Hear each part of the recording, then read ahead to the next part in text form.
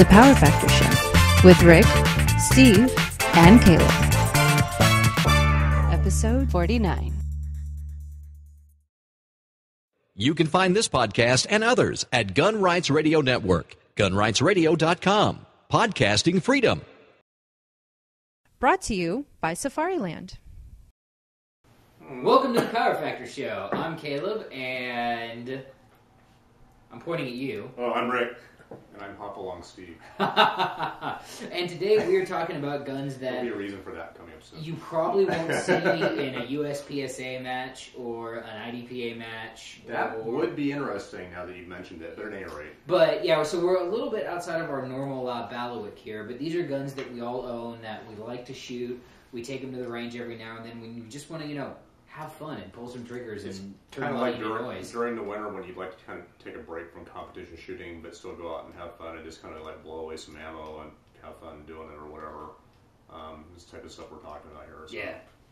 Or if you want to be the center of attention at the range. Yes, yeah. It's like the guy with the SBR Mosin Nagant.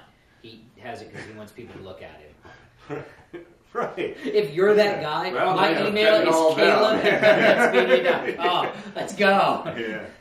Yeah. So, I found that, especially by end of what I consider our local shooting season, I have pretty much stopped shooting when it's raining. And if I shot every weekend here, that would mean I'd be shooting in the rain like 2 or 3 times a month.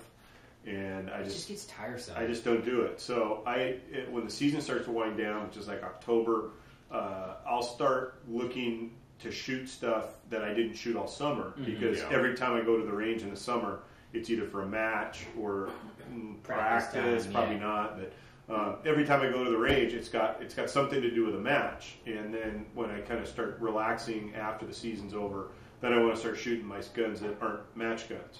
And so it's just kind of like fun guns, stuff that we shoot when we're not in competition, although I have to admit that both of the guns that I brought for this episode I either have or intend to shoot in competition. So. Don't feel bad. I've shot one of those in competition too. Not the one you'd think. Right. But let's start with Steve, because Steve has the coolest gun here. Well, I don't know if I'd say that, depending on what you're going to whip out. No, that is. I grew up on John Wayne movies. So that's kind of I've always liked the old westerns, and I've always liked the old guns of the West and everything. And I've always been a John Moses Brown fan. So this is the 1892, which was designed by John Browning. Actually, it was designed and patterned the 1886. In the 1886, being chambered typically for 40x70 or very large caliber ammunition. This was designed typically for more of the, not so much the pistol. I mean, it was more in line with pistol, but it was a much stronger design than the 1866 or 1873. And you probably know better than I do what the caliber that the original... Well, 44, 40, pretty much the same calibers that were used in the 1873. But I think there was also a version of it, the same action, that did chamber some smaller caliber bottleneck cartridges. They made one in 3220. But it was called like the Model 64 or something. Yeah. But I think it was the same action. The 92 essentially I think followed on the 73 in 4440, 3840, and 3220, which were the calibers that you could get in both the Winchester rifle and the Colt revolver. Right. This one is a Chiappa 1892, patterned off the original 1892 Winchester. So the one thing you'll notice here is there are no safeties on it. And in terms of the Pumas or Rossies, they have a safety, kind of a bolt safety or whatever here on the top of the lever. You got to flip back and forward. On the later Winchester 1892s when they were making them, and they are now making them again. I bought this before Winchester went back into production with those, but they have a safety on the tang here, and I think it's actually also a rebounding hammer, something like that, so the hammer is actually never in contact with the firing pin. But this one's authentic to the original design. There are no safeties whatsoever. So just how it should be. Yeah, it's a pretty. This is my safety. Exactly. It's a pretty slick handling rifle. The action is pretty smooth. I've done a little bit to smooth things up. I've actually fully taken this thing apart. Wow. Which was interesting. It's not nearly as easy as a 1911 or anything of that nature. How would it rate compared to a Smith & Wesson revolver? Well, I've never taken one apart, so I couldn't tell It's you. like Victorian England in Yeah, there. There's yeah. a dude with a pipe. Well, Could a 16-year-old girl take that apart and put it back together? no. Okay then. Not Who even. would you be very Not very even. too Not even if she's going to get a free radiator out of it. Probably not. Yeah. Just thought I'd try. Well, you know, Yeah. we did discover something cool. About So I'm trying to think of something there to add. we but- discovered something cool about this Probably rifle. not. It has a saddle ring Yeah. So. on it. So are you wearing? I'm not wearing it We've got a anymore. picture, which maybe will. Yeah. well, So yeah, our we'll- producer will put a picture up behind me right here. Yeah. So Caleb has gone full on tactical with this thing and turned it into the ultimate tactical carbine. But it's a basically the saddle ring carbine from back in the day, 20-inch barrel. My sling is going to fly through the air, and we'll show you exactly what I'm talking about here. Give me a second to put this thing on. Steve, I'll do this hopefully without pointing this at you. There we go. So once you attach your sling attachment from your Vickers sling to this, you can then just go like that. And the rifle hangs quite naturally here. If I needed to transition to my handgun because the Banditos have run my carbine dry and I need the five that I've got in my handgun, it's ready to go, not interfere with my draw. And the presentation from here is good. This is the best part. It's just hanging here. All I have to do is take a step forward, and it actually comes right on line. And the sling provides a really good... I can't do this. I'm sorry. I can't take it seriously. It's hilarious, and it's awesome. Yeah. It's a really cool gun, though. It's fun to shoot. Again, like we're saying here, with all this stuff, is just about basically fun to shoot guns. So following along the lines of the old cowboy guns, this is a USFA, basically single action army, pattern after the same thing as a Colt single action army. These are made, or actually were made, for a period of time in or under the original Colt dome. Until they discovered actually that the floors wouldn't support their CNC machinery enough to maintain the tolerances that they required, so they moved down the street into a brand new building. But these are really... I think they do still have some offices in the Colt Dome, though, so if that makes you feel better. Yeah, I don't know. In fact, well, interesting point. Next year, I'm doing a East Coast guns and baseball swing. Oh, cool. So I'm going to hit Colt, the original Colt manufacturing. Hope to go and see the original buildings of Winchester. I'm going to hit Smith & Wesson. I'm going to hit Springfield Armory. And The Springfield Armory, not the Not- other Springfield not the one Armory. in Illinois. Yeah, right. The original Springfield Armory. And any other basically gun manufacturers that I can figure out there. So I actually might hit USFA while I'm there.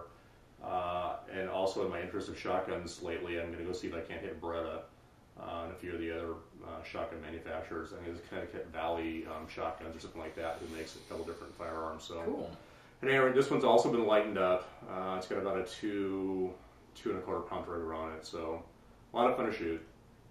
You know, I could make one for you for $15,000. For $15,000, that sounds like a really good deal. Yeah. And I'm the feature, right? Yeah. Yeah, okay. Okay. All right, then. So, On to the next one. Top that. yeah. And the show just nosedived into the ground. So I guess I'll go. Or we get a million hits in this thing. and, We did say fake cans, so that could. You don't have any help. connection to Discovery Channel, do you? No, I do not. Probably never will either. So my favorite ridiculous gun is this is the Chris Vector SDP, and this, oh god, that bolt's heavy.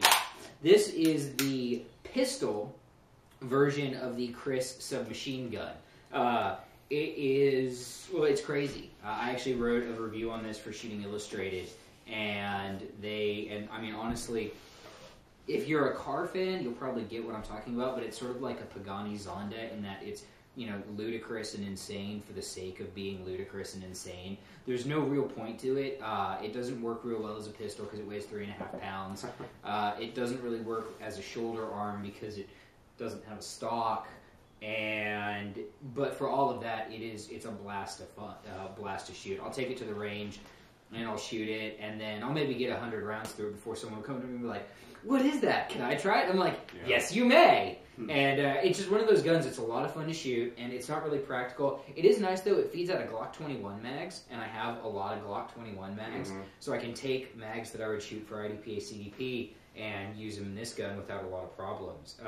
It does have a couple of neat features. It comes apart really easily. There are these little pins right here that... okay. Yeah, these little pins just come out. There's 4 of them. Yeah. And if I wanted to... The problem is, if I take it apart, there's the unique recoil system, which goes back down here, and then Is that the one that goes this. back? Okay, yeah. Yeah. All right. So yeah. actually, here, will you hold my pins, Rick? I'll show you guys the recoil system on this thing. Yeah, let's see that. Oh. Let's get that. Well, it's kind of hard. Oh. Ooh, there we go. So that's part of the recoil system. I have one more pin that needs to come out before the gun comes apart completely.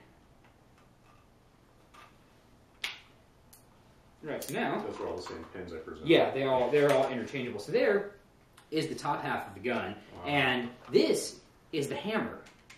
Okay. Right there. So, so there's your hammer is in the top of the gun, and it swings down, which is kind of weird. So I don't know how well you can see that, but that little metal guy is the hammer, and that is really light. So this part is all polymer, so that's very light. Yeah. And then this is the lower receiver. So this is where your barrel, your bolt, and all your goodies are down in here. And what you can see, here's your recoil spring, which runs down the bottom of this thing. So when this comes out, then you can see the bolt traveling back down through that like that. So now, when this thing actually fires, the bolt travels back like this and then compresses this recoil spring down, which actually helps the recoil a lot, because instead of having the bolt coming straight back, it's coming kind of at a downward angle. And then you have... This is just kind of the business end now that's been neutered without the recoil system. I'm not going to try to put this back together on camera because I'll make this an R-rated show really fast. Oh, you don't use it. I'll take my pins back. Thanks. So that, again, the Chris Vector SDP is in pieces now, but it's a lot of fun to shoot.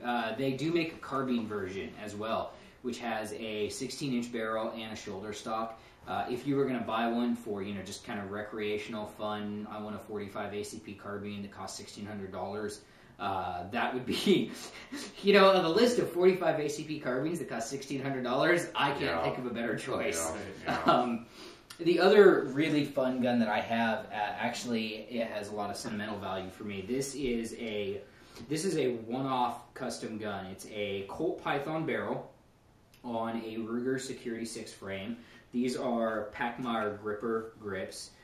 This gun was commissioned by my father to be built by the Davis Custom Gunsmithing Shop up in Sacramento, California, back in the 80s when he was a deputy with the Los Angeles County Sheriff's Department. At the time, LA Sheriff's Department allowed their officers to carry any 6-shot revolver chambered in .357 Magnum or .38 Special, and my dad didn't really like his issued model 67, I think is what LASL had back then, the K-frames, and so he had this built instead. And I take this gun to the range every now. I've actually shot this gun in USPSA in revolver division. It's actually, even though it only makes minor power factor, it's actually a pretty good gun for that, all things considered. It is extremely accurate. The Python barrel, once it's mated to the incredibly tough and ridiculously over-engineered Ruger frame, actually makes for a very accurate combination. And again, I've shot this gun. I coveted this gun when I was a child, and I borrowed it from him last year. And does he know it? Oh, he knows I borrowed it. Yeah. And every now and then he'll be like, "Hey, can I have my gun back?" And I'll be like, "Oh yeah, I'll bring it the next time I come over." And then somehow, conveniently, I just forget. I don't know what happens. Now, I do want to say also, this gun, when I brought it over for filming, was filthy because I'd shot it a bunch, and it's now really clean. How did it get that way? Yeah, well, our producer during the previous episode was sitting there just scrubbing the crap out of it, being very distracting and kind of ADD, but it's incredibly clean, gun as a result. And I have a clean gun now thanks to the magic of Frog Lube. That's what it's called, right? Frog Lube? Frog Lube. Yeah, Google it. It smells like toothpaste. I want to lick my gun right now. It smells delicious. So, this is really fun, and my Chris is in bits over there, and it's a great gun. But the problem again with that is eventually it'll reach a point where because it's a one-of-a-kind thing, I won't want to shoot it anymore. And it'll be... The nice thing is, though, it's easy to get parts for it. I may have replaced some of the springs on the inside because they broke. Hypothetically, of course, Dad, if you're watching. So do I get a turn now? It's your Yes, you turn. do. Okay, so my kind of nonsense gun that I find a little bit of fun to shoot is a Luger. Oh, God, yes. And I actually I had to concede that although I have not shot this in competition, I intend to. I've got a buddy with a Luger, and we've got kind of a little grudge match planned. The only problem is that this is a 30 Luger. Everybody associates the 9mm cartridge with the Luger pistol, but it was actually developed in 30 caliber initially, and this is a 30 that was... Where do you find ammo for that? Remington, I think, Starline does have it. Remington, I think, does like an annual run of, 50,000 cases For the or guys something. who own Lugers. Yeah, and so I bought, I've probably got 500 to 1,000 cases, and I shoot this gun maybe 200 times a year, if that. So that, even though I lose, I mean, they're tiny little cases. Yeah. They're about the same size as a 9mm, but something about the fact that it's a necked So it's cartridge. a bottleneck cartridge? Bottleneck cartridge. It seems to look even smaller, and I always lose a couple every time I shoot it. When they made the 9mm, didn't they just blow that cartridge out to a 9mm? It's very similar. Actually, my understanding is that there was a caliber called 9mm Export Mauser, and it's actually that cartridge cut down to 19mm is what makes the 9mm Luger. But you can easily, the breech face is the same. If you have a 30 Luger and you put a 9mm barrel on it, it's now a 9mm Luger. Same magazine, so you could. It's a kind of a family relationship. But if you look at the head construction on the two cartridges, 9mm Luger and 30 Luger, they're not exactly the same. But it's a fun little gun. This is called the 1920 commercial model. After World War I, the German arms industry was kind of knocked down more than one notch. And, many notches. Yeah, and they were allowed to continue to make guns, but in the case of the Lugers, they had tons of leftover parts after the war, military parts. So the 1920 commercial, you can find in virtually any Luger configuration that is characteristic of another model. You also find a corresponding model in the 1920 commercial. So you'll find 1920 commercial navies, 1920 commercial artilleries. This is a 3 3/4 inch. I think you'll also find 4 inch. And so just about any Luger configuration you'll find in the 1920 commercial. And it's pretty much when you think of a Luger, this is the configuration you think of, the kind of shortish barrel with the fixed sights. And this one was made by DWM. And it doesn't have any import marks. And I don't know how it got into the U.S., if it was a bring back from one war or another. But I had this one, this belonged to my dad, and he got it sometime, probably before I was born. And the bore was awful. I mean, it was just like sewer pipe quality bore. The external was kind of pitted, but the internals were perfect. I mean, it's like it had been maybe stored in a holster or something, so the outside was kind of rough. So I took it to a guy who specializes in Lugers, and he put an old replacement barrel on it, refinished it, did a trigger job on it. And it actually is a really nice shooter. I mean, the sights are awful. It's got like a V-notch back, and then a triangle-shaped front, which is not uncommon. It's actually pretty much the same sighting configuration that you see on a P-38. I was just going to say, the Colt 70 series of the original 1911. Yeah, I mean, a lot of guns from sights, early 20th century have the same sighting arrangement. But it's a cool gun. The cartridge is kind of a pain in the ass to load for because it's bottlenecked. You can't use carbide dies. So you have to lube each case, and after you've lubed them and handled them 3 or 4 times, it's like they're your little buddies, and so you never want to lose one. Can you cycle the action on it? You want me to? Yes, please. Yes, we would love to see that. Oh, So that's so cool. That's the slide lock feature. So it's empty because the sight's down here. Yeah. And then there's I've got an aftermarket mag that drops free. This is there's a number. They actually made machined. Magazines back in the day. This is a pressed sheet metal mag. But then once the mag is out, you can lower it down there, and it's I believe it's striker fired. There's not like a hammer hidden in here. But when early Lugers had a flat spring.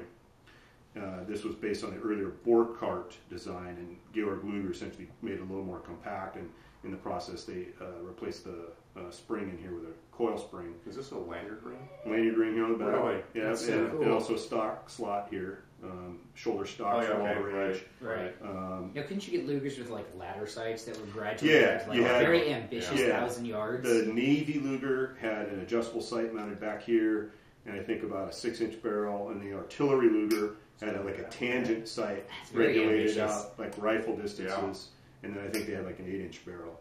And the 8-inch barrel is especially more handy with the stock assembly, which I think also doubled. I'm not As a sure. holster. Well, yeah, I'm not sure. I know the broom handles were that way. I'm not Oh, sure yeah. if the Lugers were, but anyway, so it was a really popular idea amongst the Germans that you put a buttstock on your pistol. It makes more sense to get a rifle, but All right. depending on what you And now have. you So- can't do that. So What division in IDPA would that be legal in? If it was a 9 mil. if it were a 9, it would be legal in ESP because it's 'Cause it's single single action, action. and you've got your thumb safety here. Oh, you did look at that little vestigial little Yeah, thing. it's not real handy. I mean, I guess if you're right-handed, but kind of. That seems- It's workable. It's workable. Yeah. But actually, I was trying to get a Workable. bug exemption because 30 caliber is a bug legal cartridge, but the barrel is a little too long. I think it's a 3 3/4 inch barrel. So And it's Take got an to be hacksaw less. to it. this much, yeah. Yeah. What There could you go go. wrong? So That anyway, wouldn't decrease the value or anything, would it? yeah, no. So anyway, so like I said, I put a few hundred rounds a year through it. It's a fun gun. I'm very much into the history of firearms, and if you're into automatic pistols, modern firearms, this is It's a major evolution. Yeah. I bet there's a Yeah. place in Colorado that could take a hacksaw to that for a couple $1,000. Oh, I'm sure there is. Yeah, or they could build one for me for $15,000. Probably 20. Yeah. Probably more like 20. Yeah. And It's then a my other Luger. fun gun, which is not obscure or unusual, is M1 carbine. Uh-huh. It's still pretty awesome, though. I think so. This is a gun that back in the day when Uncle Sam thought it made sense to sell surplus stuff to the public before they started instead charging the public to saw it up. You could buy these for about, Crazy talk. Yeah, I know. You could buy these for about $20 if you're an NRA member. Ah. And I still have the shipping paperwork for this. It came from an Wow. arsenal, I believe, in Texas back in the early 60s. And the thing that was kind of interesting about it is if you look at, if you're kind of a student of the development of the carbine, the early carbines had a number of features. They had push-button safeties, a flip rear sight that didn't have any windage adjustment. They did not have a bayonet lug. Different little details, and then by the end of the war, a lot of those details had changed, and the M2 carbine, which was select fire, had been developed. And so after the war, they had these massive rebuild projects to take the old M1 carbines and bring them up to the most current standard. So even though the barrel on this gun, I believe, is dated December of 42 and is original to the receiver, everything else on it is a replacement, and that's normal for military guns. It's got the flip safety, it's got the fully adjustable rear sight, it's got a round bolt, it's got an M2 stock. It's an M2 stock. There's a little slot here for the selector. Oh, yeah. Oh, okay. And then also the mag release. The early M1 carbines all use 15-round mags, and then when the M2 came out, which went through a 15-round mag like that, Yeah. they developed the 30-round mag, but the original mag release couldn't stabilize it properly, so they came up with a new mag release that stabilizes the 30-round mag. So if you look at all this stuff, it's got all of these late kind of 1950s features that you see on carbines that have been coming back from Venezuela and Israel and whatnot that have been re-arsenaled. And the thing that was kind of interesting is when my parents first got married, they lived in Tacoma, Washington, which is where Fort Lewis is. And when I realized that all these modifications had been done to it, I looked for the stamp on it to see where the rebuild had been done. If you take the stock off, or take the sling off, there's a stamp in here that indicated the rebuild was done at Mount Rainier Arsenal, which really? was Fort Lewis. Yeah. So it's kind of interesting. It sort of came home in that respect. But I've shot this gun. I actually shot this gun at the USPSA Multi-Gun Nationals in 2006. Does that make major power factor for rifles? It does not. Oh. It's interesting. When I asked somebody if I could shoot it, they were concerned that it was less powerful than an AR. And it's actually about 50%, in terms of power factor, about 50% more powerful than an AR. Schwack's an AR. It's 110 grains at 2,000 feet per second. So it's plenty more than minor, but nowhere near major. But it's a fun gun to shoot. The trajectory of the cartridge isn't ideal for 350-yard shots on 12-inch targets. I calculated it was actually after I'd shot the match, unfortunately. At 350 yards, the bullet drops 46 inches. Oh, that's just... So Yeah, Yeah, and it 4 does feet. have an adjustable sight, and I sometimes will feverishly be moving this thing up and down in mid-stage. You're running back. You're running to the next Yeah, one, because I mean, like, you're shooting at paper targets at 10 yards, you want to run it down, and then you're shooting at steel plates at 300 yards, you want to run it up. And then, don't ask me how I know, if you forget to push it back down, you will miss the headshots at 10 yards. But yeah, it's a fun gun. So what is the manufacturer on that? Who makes This is a quality hardware. If you look at Awesome. there's a long list of Yeah. prime contractors and subcontractors. Quality Hardware was a prime contractor, but the only part they made was the receiver. Every other part was from a subcontractor, and then they assembled it. So this one's got a Rockola barrel. It's kind of one of the neat things about World War II is all these companies that had no history of making anything remotely like a weapon. During the war, everybody was making weapons, and so Rockola was a jukebox company, and they made the barrel. I think the biggest manufacturer of carbines was IBM. Yeah. We all know what they make. But you know, Saginaw Gear and all these different divisions of General Motors and Guide Lamp Company. Right. It was interesting. I went on a little hike a little while ago on a trail that used to be the railroad bed. And at the end of the trail, outside this tunnel, there's this metal box, which I'm sure had electrical equipment and stuff in it, 100 years ago when they were running the railroad. And I looked at the molded-in imprint on the front of the box was Union Switch and Signal, which made 1911 pistols during World War II. Right. And so all these companies, had never done any arms manufacturing, they're pressed into duty making guns. And so if you have the little guide books that are now all over the place that show if your gun has this serial number, it should have, this stamp on the hammer and this stamp on the trigger guard and this stamp on this, my feeling is that this gun is as authentic as it's ever going to be because this is the way it was, when Uncle Sam let it go. But it's very popular now to strip down a gun like this and put on the correct parts to kind of backdate it to what it looked like when it was made. But that's how the government left it. Yeah, this Right. is, Now- this is, it hasn't been bubblified at all. It's pretty much the way it was in probably in the early '50s when they did the rebuild on it. But fun gun to shoot. The thing that's really neat. I mean, like I was thinking about on the way down here. My wife's not a real gun geek, but if I were going to leave home and I thought there was some reason she should have a gun, this would certainly make more sense than say that 357. Right. You can actually hit stuff. I mean, that's the other thing about the gun is it was designed to replace a pistol, not a rifle. And even though the cartridge is pretty marginal in terms of power, you put a target out at 150 yards, give somebody this, or give them a 1911, see if you can hit that target. In terms of hitting things, you do a much better job with this. And so in that respect, but of course, when you actually look at footage, combat footage, video, movies and stuff, you see guys right out at the front. It's not the truck drivers and the helicopter pilots that have these stashed somewhere. The guys right out at the front were carrying them. And I think that's, today you hear a lot of reports that, the cartridge lacks stopping power and da-da-da-da-da. And I'm like, well, it wasn't intended really to be the Thorham hammer. The hammer of Thor, that is. It was supposed to be, like a supplemental weapon that somebody could dig out as, kind of a last-ditch situation. But it became just wildly popular because it is so light and handy. You can carry a ton of ammunition easily. 30 rounds of this probably weigh no more than, 16 rounds of 30-06. So You could probably get about 30 rounds of that for what 30 rounds of 5.56 would weigh in at. Because you got a heavier bullet, but... Yeah, it's probably similar. Yeah, Similar, probably in that same probably ballpark. similar. Yeah. And I gotta say, I would rather have one of these than an M4 or an AR-15 because this. So, and pay attention, ARFCOM guys. This is what a classy rifle looks like. All right, M4s are great and everything, but that has class. It's got style. And if you want one of these, and you don't necessarily want to get like the old one, There's probably a place in Colorado that build you one for like $20,000. you could get a brand spanking new manufacturer one from Auto Ordnance. They do Thompson clones. I've heard that their carbine is pretty good. Their carbine is very high quality, and they do one of the most popular collector versions is the Paratrooper. For the legit Paratrooper models are very hard to find and very expensive.